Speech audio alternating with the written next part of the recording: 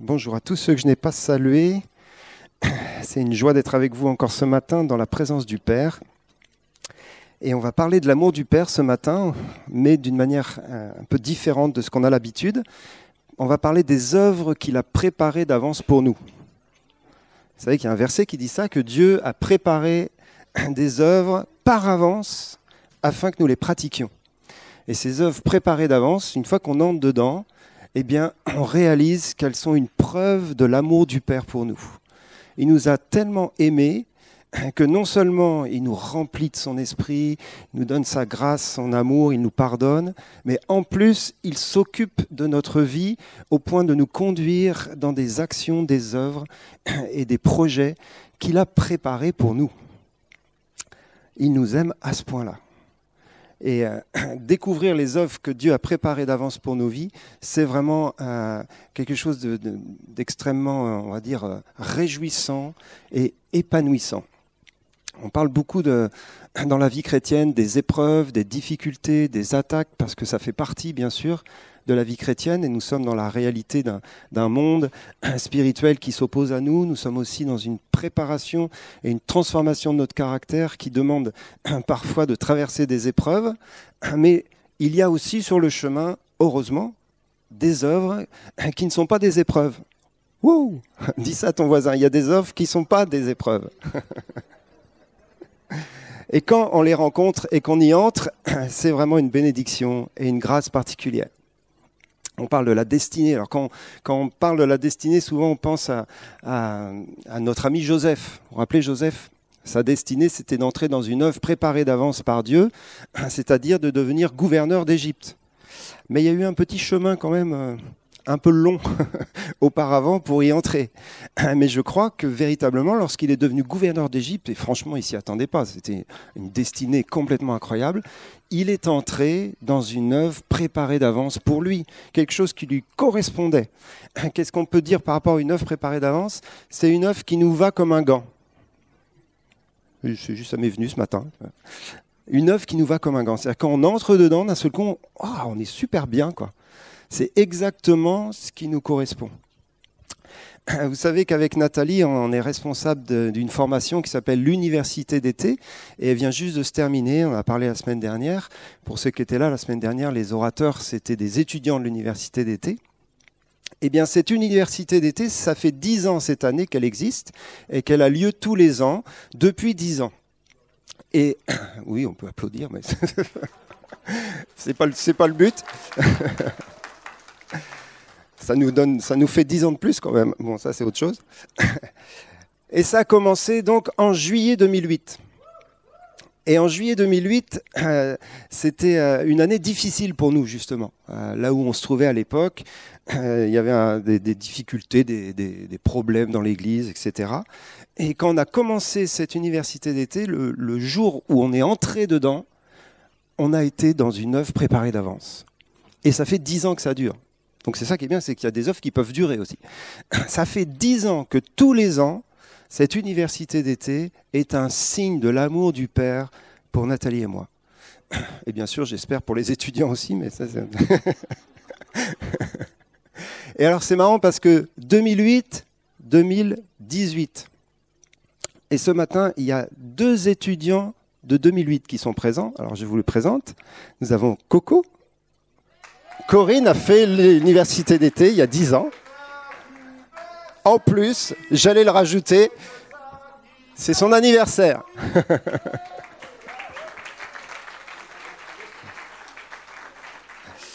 Et on a aussi quelqu'un d'inattendu, je l'ai vu tout à l'heure, je ne sais pas où tu es, Lauriane. Oui, elle est là. Lauriane Nouvelle. Lève-toi Lauriane, peu de gens te connaissent. C'est la sœur de Ruben.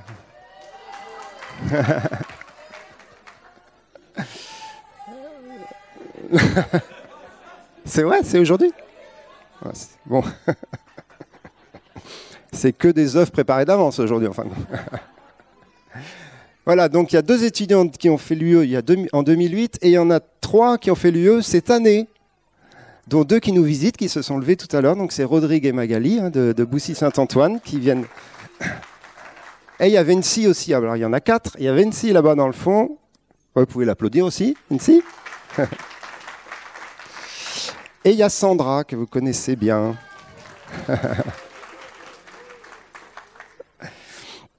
Alors, on va lire quand même ce verset d'Éphésiens 2, chapitre 10. Verset 10, pardon. Car nous sommes son ouvrage, ayant été créés en Jésus-Christ pour de bonnes œuvres que Dieu a préparées d'avance afin que nous les pratiquions. Ce verset parle de deux types d'œuvres. Le premier type d'œuvre, c'est nous. Nous sommes l'œuvre de Dieu, nous sommes l'ouvrage de Dieu. Nous sommes son ouvrage, ça veut dire qu'il nous a créés. Et nous avons été créés par Dieu et quelque part, nous sommes aussi des œuvres préparées d'avance pour lui. Il nous a de toute éternité pensé dans son cœur. Il voulait qu'on existe et il s'est dit, tiens, je vais faire une Véronique. C'est parce que je te vois là d'un seul coup. Je vais faire une Fabienne. Je vais faire un Nicolas. Je vais faire chacun d'entre nous. Il nous a pensé.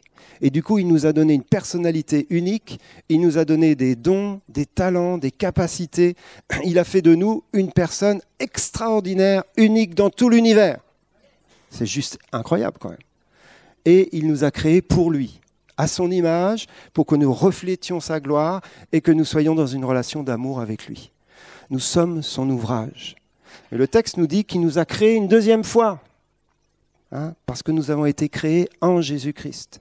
C'est-à-dire que lorsque nous naissons de nouveau, c'est la nouvelle création, il continue, il parfait, en fin de compte, cette créature que nous sommes, et il nous équipe, il nous donne des dons. Alors, il y a des dons naturels qu'on a reçus à notre naissance naturelle, et il y a des dons spirituels qu'on reçoit à notre naissance spirituelle, et tout ça, ça fait une personne équipée, préparée pour faire les œuvres de Dieu.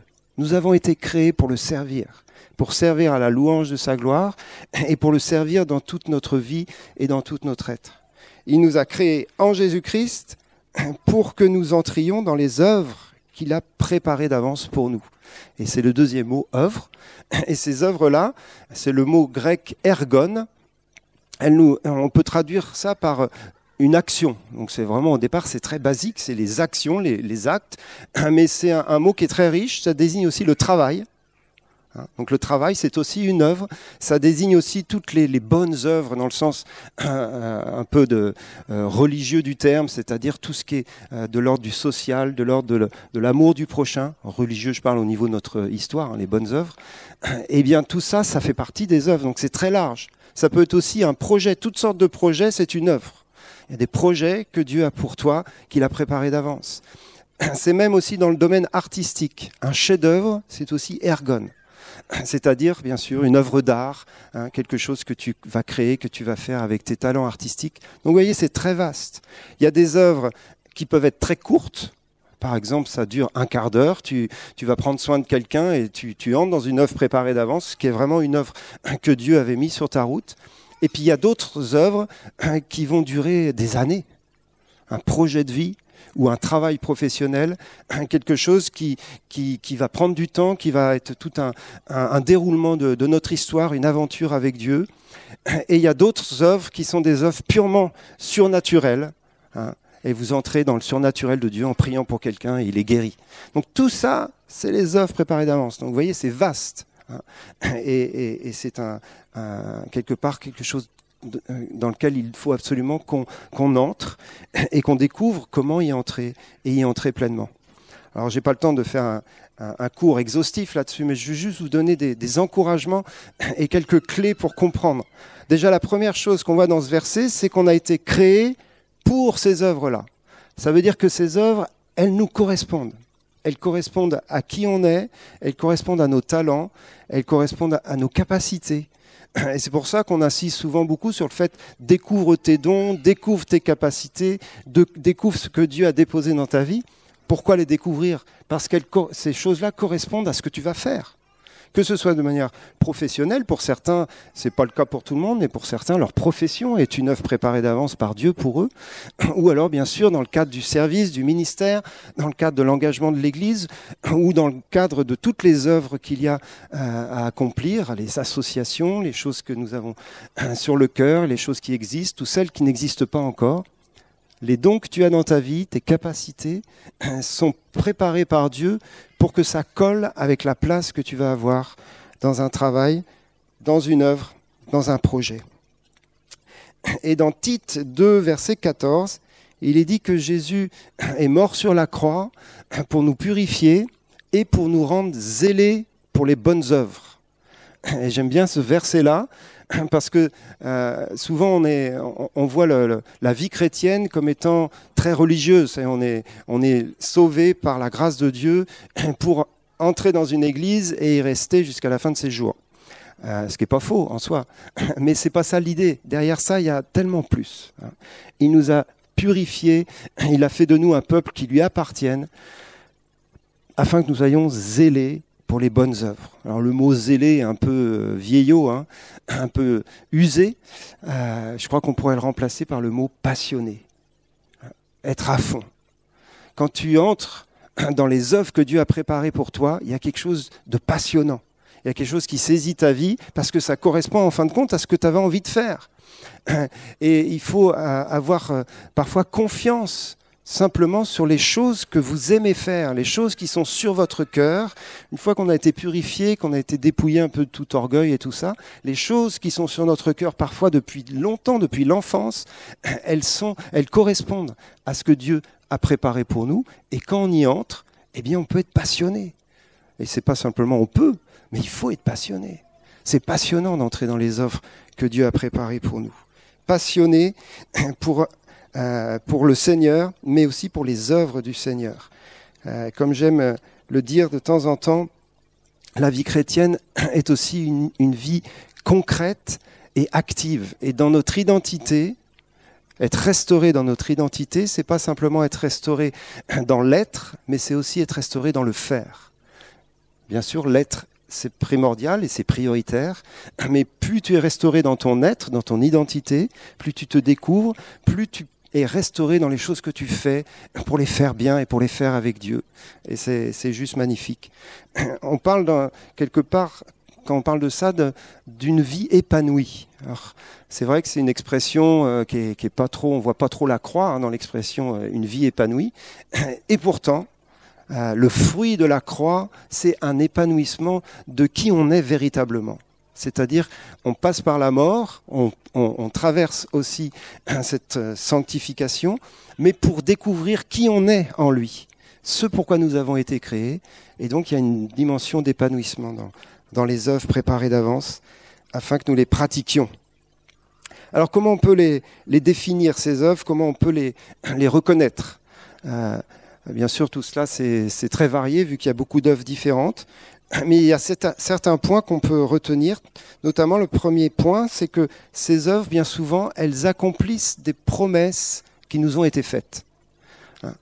On a tous des promesses, on a tous des prophéties, des choses qui nous ont été données, parfois il y a longtemps, des choses précises. Et quand on commence à entrer dans ce que Dieu a préparé pour nous, on réalise que les promesses s'accomplissent. Les promesses s'accomplissent véritablement. Les prophéties s'accomplissent. Nous, pour reprendre cet exemple de l'université d'été, dans les 2-3 années avant qu'on commence ça, sans savoir même qu'on allait faire ça, on a eu 2 paroles que je n'ai pas amenées, je ne vais pas vous lire bien sûr, mais qui sont d'une précision incroyable sur ce que nous vivons aujourd'hui. Mais vraiment incroyable. Et ces 2 paroles qui étaient données par 2 ministères totalement différents, dans des périodes différentes, on les avait notées, comme toutes les paroles qu'on note. Elles faisaient partie des promesses, des prophéties. Parfois, on a des choses comme ça, on sait que c'est là, on ne sait pas quand ça va arriver. Eh bien, un des signes que on était dans une œuvre préparée d'avance, c'est que ces paroles s'accomplissaient au travers exactement de cette œuvre-là. Et je crois que ça, c'est un signe très encourageant, lorsque d'un seul coup, et on ne le sait pas forcément quand on commence, mais d'un seul coup, hop, on est en train de travailler, de faire un truc, puis on dit « Ah merde, c'est exactement ce que le Seigneur nous avait dit en fin de compte, au détail près. » Et ça, c'est bien sûr hyper encourageant.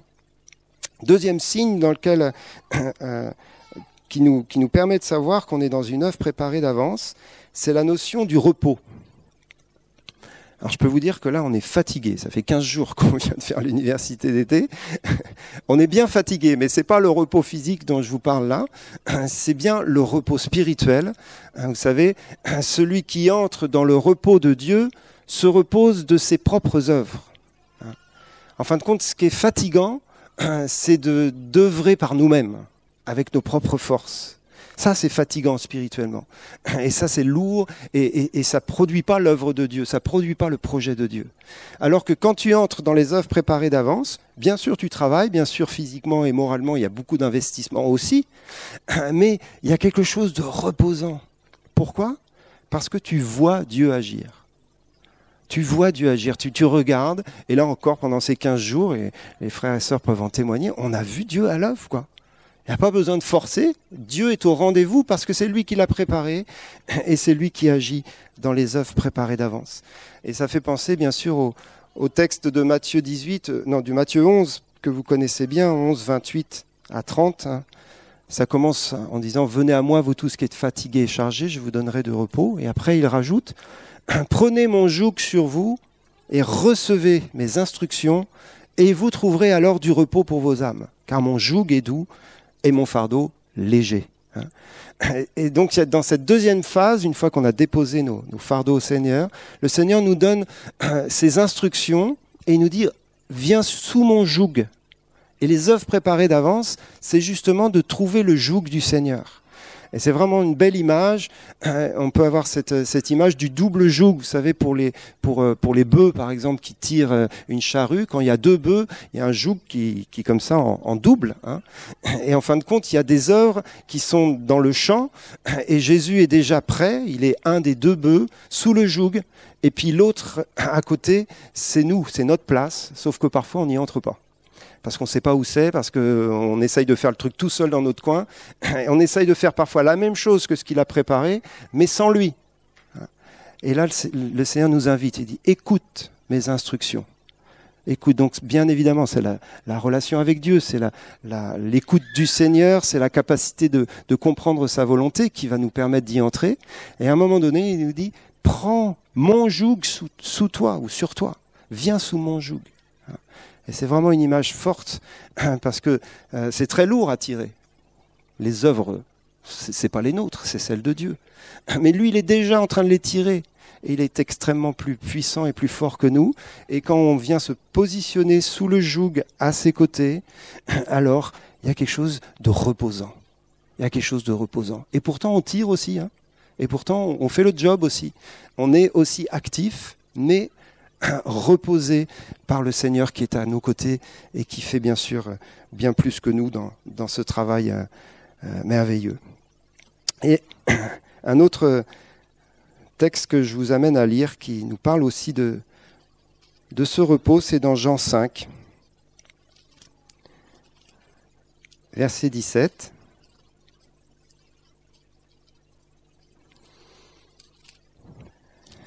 Et 17 à 20. On aime beaucoup ce passage, on le lit souvent dans d'autres contextes.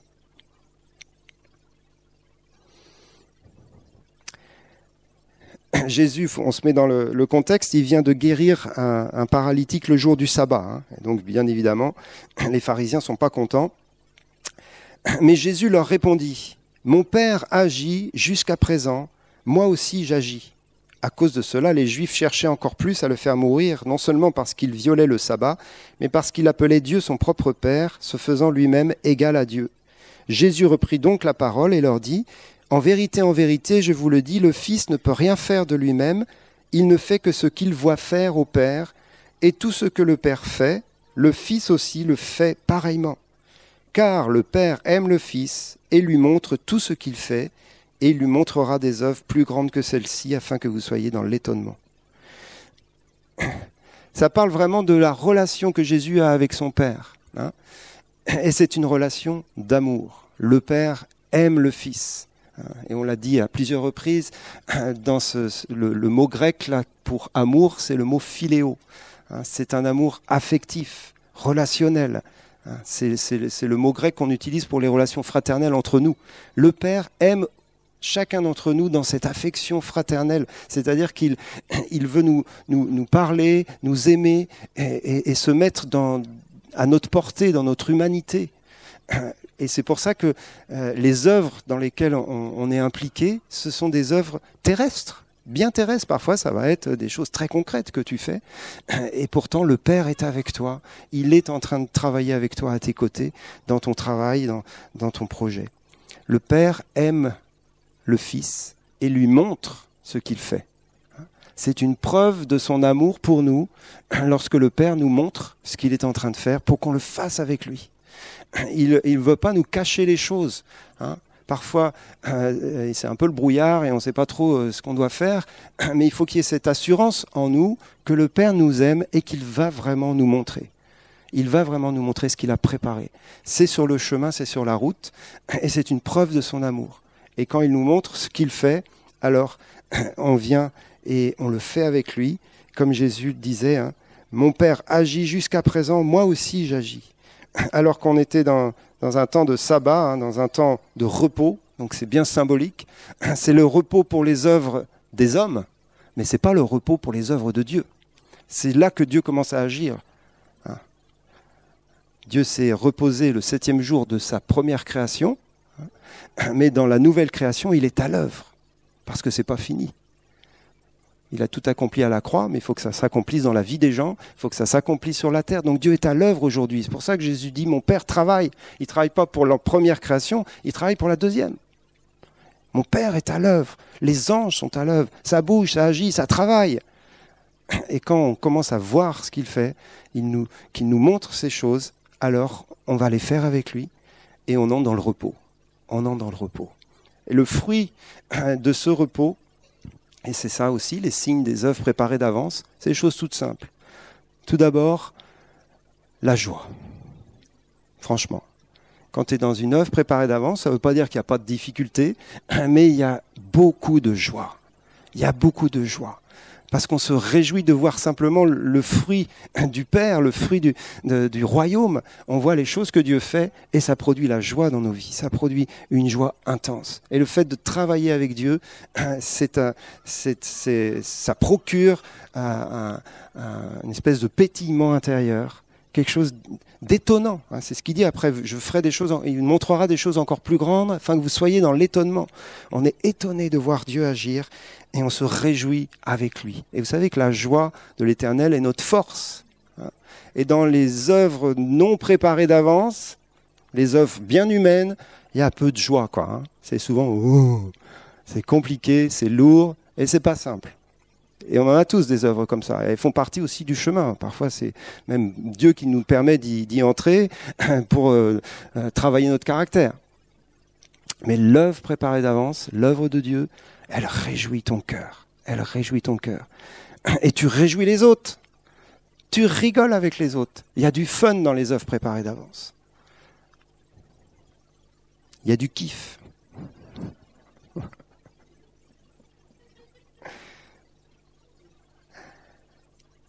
Deuxième signe, tout ça, c'est tellement évident, il y a de la paix. Bien évidemment, le royaume de Dieu, la justice, la paix et la joie. Mais la paix dans le sens du shalom de Dieu. Il y a cette paix intérieure, mais il y a plus que ça. Vous savez que dans le shalom de Dieu, il y a la présence même de Dieu. Il y a la présence de Dieu et il y a aussi le fait que Dieu pourvoit.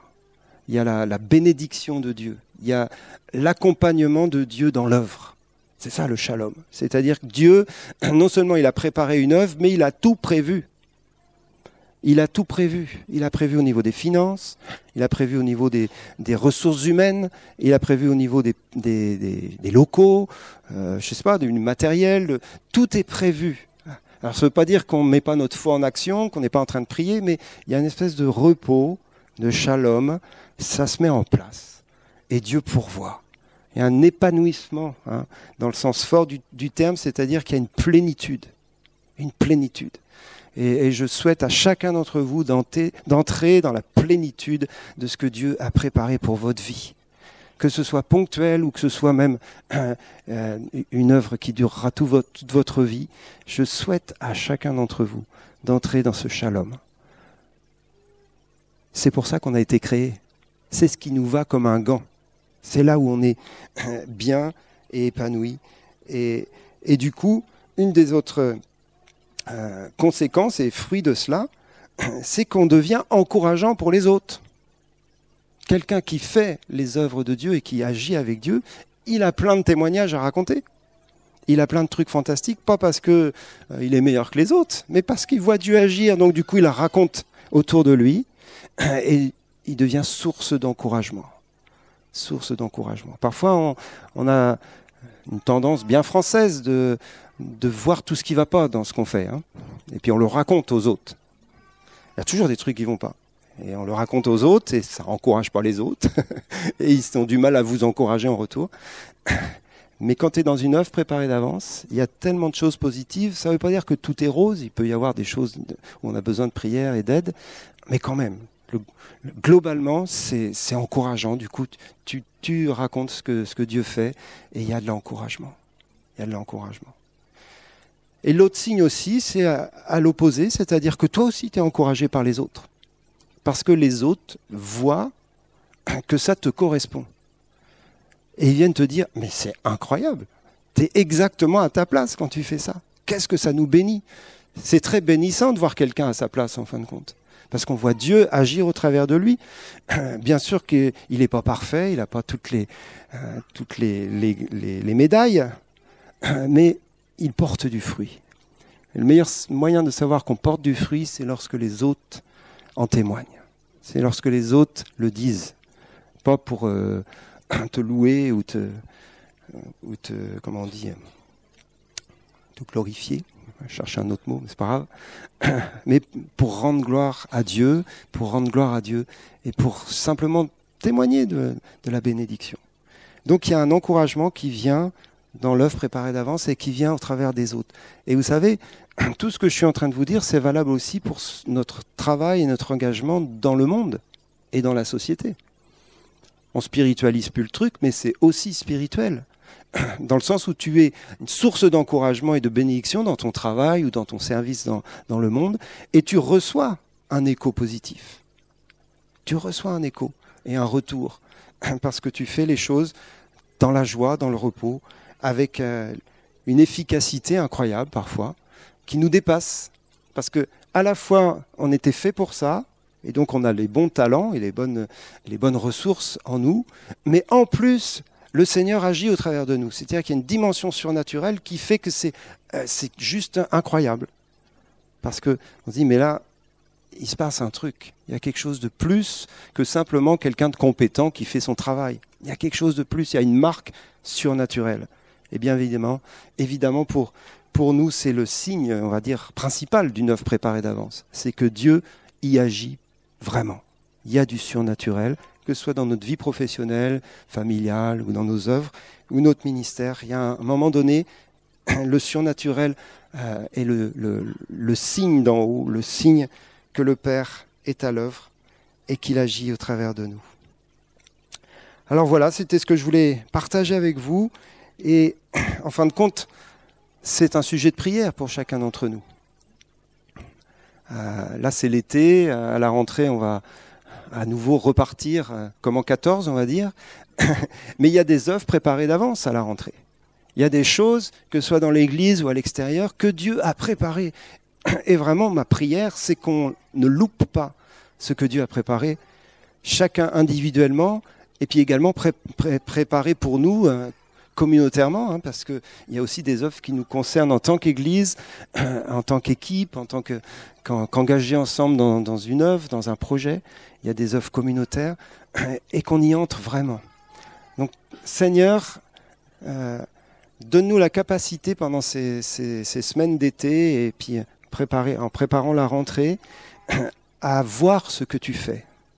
Montre-nous ce que tu fais afin que nous puissions le faire avec toi. Montre-nous ce que tu as préparé afin que nous y entrions avec toi et que nous puissions voir ta gloire. Et le Seigneur a préparé pour chacun des œuvres et pour nous ensemble elles sont le fruit d'une relation d'amour avec lui. Le Père nous aime et il nous montre ce qu'il a préparé. Et je vais juste finir avec ça et je vais prier avec vous pour ça.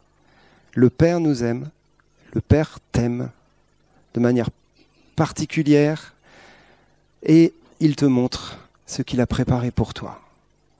Alors comme je le disais, à un moment donné, parfois il y a des temps de préparation, il y a des temps plus difficiles que d'autres, mais donc garde vraiment sur ton cœur la destinée. Même les temps difficiles, même les temps d'épreuve et de difficultés sont une préparation pour ce que Dieu a préparé pour ta vie, pour les œuvres qu'il a préparées. Et tu y entreras. Et ça vaut vraiment la peine de persévérer jusqu'à ce que tu entres pleinement dans ce pourquoi il t'a créé. C'est un fruit de son amour, c'est le signe de son amour pour toi.